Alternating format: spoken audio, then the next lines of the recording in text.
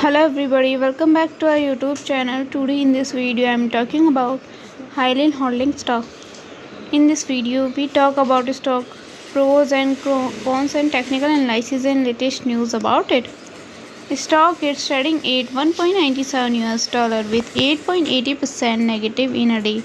We can easily see stock was volatile for a day. The volume of stock was recently not all-time high, so the fundamental stock is not better for today.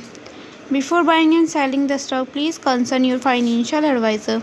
Today's video is done. Thanks for watching. Please subscribe my YouTube channel and like the video, and also comment all related queries.